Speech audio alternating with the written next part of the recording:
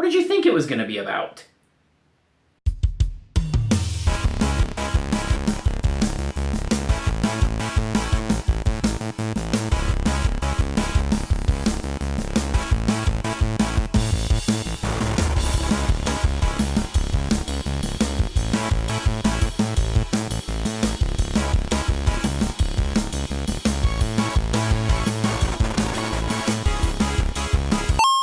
Right, so let's put the dead horse out of its misery before someone tries to beat it. Yes, in order to talk about literally anything I want to talk about today, it will require us to get political. Now, I understand that for some of you, that will be the equivalent of basically selling out and being part of the problem. But politics is more meant to be the discussion of how we as a society are meant to get along with each other and, keep the lights on, as opposed to being what most people dog whistle it as, that is, an attempt to keep the dialogue away from their lives as if it might make them feel uncomfortable or something. Also, since this is being written on voter registration day, do yourself a favor and go register to vote. That's an easy way to make all of this feel a whole lot less tedious. So look, yes, this is probably exhausting. However, this is a big enough deal to talk about in its potential impact to video games, and honestly, we just have to do it. And if that somehow still bothers you because you just want everything to be, just talk about frame rate and graphics and blah, then what the hell are you watching this show for? Anyway, if you were somehow living under a rock or the country your address is in isn't crazy land, Oculus founder un-Luckey was revealed in the Daily Beast to have contributed at least $10,000 to a political group with goals including support for American presidential candidate and Herald of Cthulhu Donald Trump. Now, you may be surprised to hear it, but there was a little bit of, let's say, backlash to this news. The response may make a bit more sense when you look about how all of this happened. The signal flares were sent up, strangely, by popular subreddit r/the-Donald. Don't go look at it, trust me. A now-deleted post went up by an account managed by the political organization Nimble America, called Nimble Rich Man, asking for donations with language such as, "I have supported Donald's presidential ambitions for years," and "Donate $100 and I will match you by skipping a glass of scotch."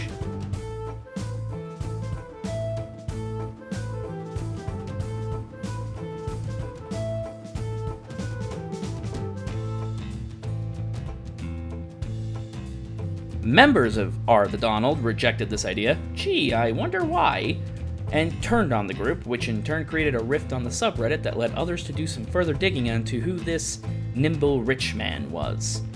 The Daily Beast was able to find a connection to Luckey and managed to make contact with him to get comments on the situation.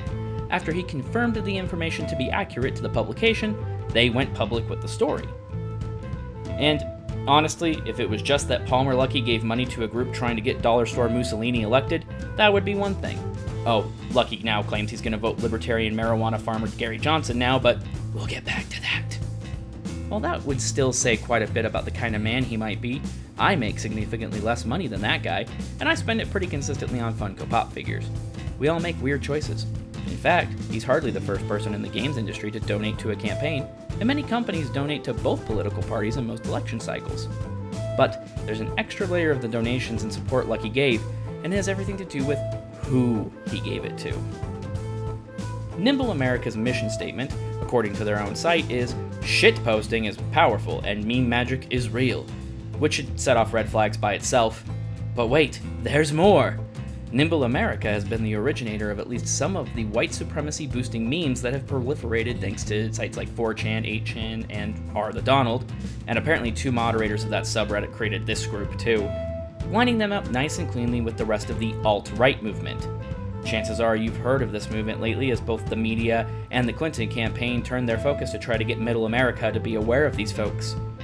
Nimble have now turned the focus to bringing these memes and mentalities into the rest of the world instead of staying focused in its own cesspool, including putting up actual billboards, in case you were curious what all that money was for.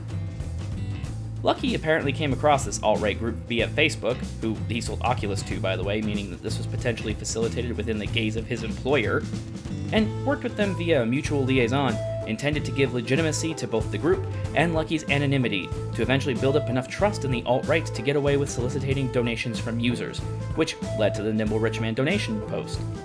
Oh, that liaison? Breitbart tech editor, former Twitter user, and alleged human being Milo Yiannopoulos. Oh, come on! We're talking about the intersection of the alt-right internet culture and video games. You knew he had to show up eventually. Also known as Nero Online, joined in the tormenting of Jones, calling her a man on Twitter to his 350,000 plus followers. In the Twitter storm sure, that happened, you called her a dude. Yep. If Leslie Jones were right here, would you say, native. you look like a dude? Yeah, probably. You would say that to Yeah, her? probably. I probably would. Then you're an idiot, really. Since all of this broke, the response has been swift and brutal. Publications are slamming Luckey and his girlfriend, a noted Gamergate supporter and Trump enthusiast. Many in the industry have called Luckey to account for these accusations to known hate mongers. Multiple developers have immediately ceased development for the Oculus Rift at all until Luckey is dealt with. Others have expressed extreme disappointment, and the rest of us are just pretty skeeved off that once again games are getting dragged through the mud by another freaking tech bro. For his part, Luckey did release a statement, claiming that while he did give a huge chunk of change to this group, he was not Nimble Rich Man, and was not a Trump supporter or an ally of the alt-right. Of course, this actually just causes more problems, because when the Daily Beast first reached out to Luckey for the story, he confirmed literally everything that I've just told you, and more, and they have it in written correspondence. So he's either lying now, or he was lying then, and does it really matter at this point which was which? No, but there is one verifiable reality of the situation. Palmer Luckey has known relationships to alt-right, anti-Semitic, xenophobic, sexist, white supremacists. And we know this because he gave them $10,000. How can we know what Luckey's true motivations are if we can't tell what he's lying about? Well, he told the Daily Beast the reason he gave the money to Nimble America. While he may or may not be Nimble Rich Man, he hasn't refuted the money part. So why do this? According to Luckey, quote, "I've got plenty of money. Money is not my issue. I thought it sounded like a real jolly good time." Hi, yeah, cutting back to me in real life again. See, you don't know this because I've never said it out loud, but I have a rule for this show. That rule being that I try to avoid vulgarity most of the time, as a challenge both to myself and my writing, but also as a way to kind of keep this show available to as many people as possible, and try to avoid kind of angry rhetoric, because I think games have enough of that. But that being said, if I'm going to break that rule, I'm going to do it in style.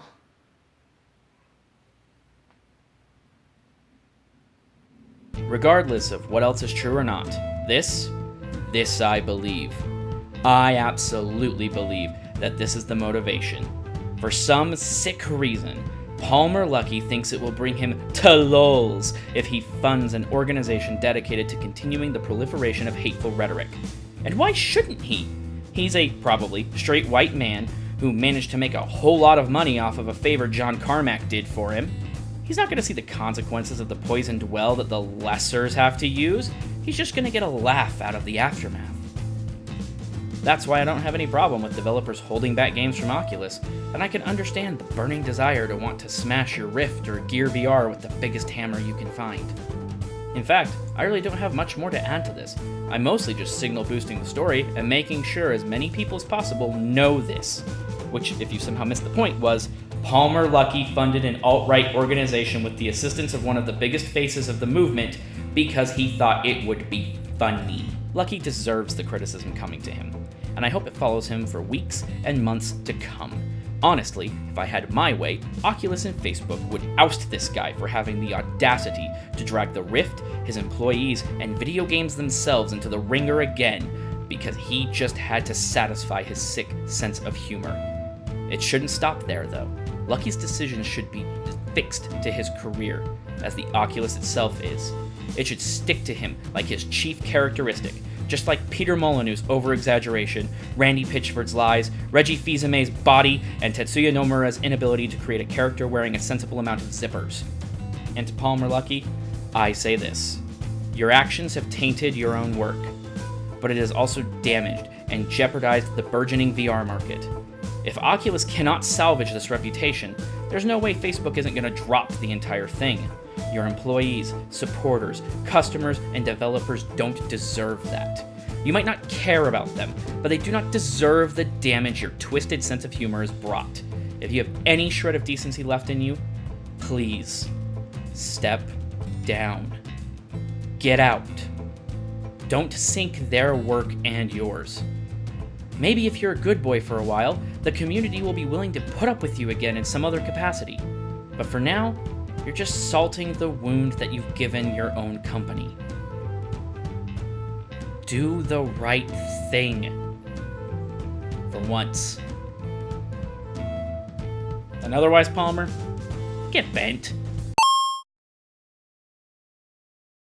Then you're an idiot. Really. Then you're an idiot. Really. Then you're an idiot. Really. Then you're an idiot. Really. Then you're an idiot. You don't really.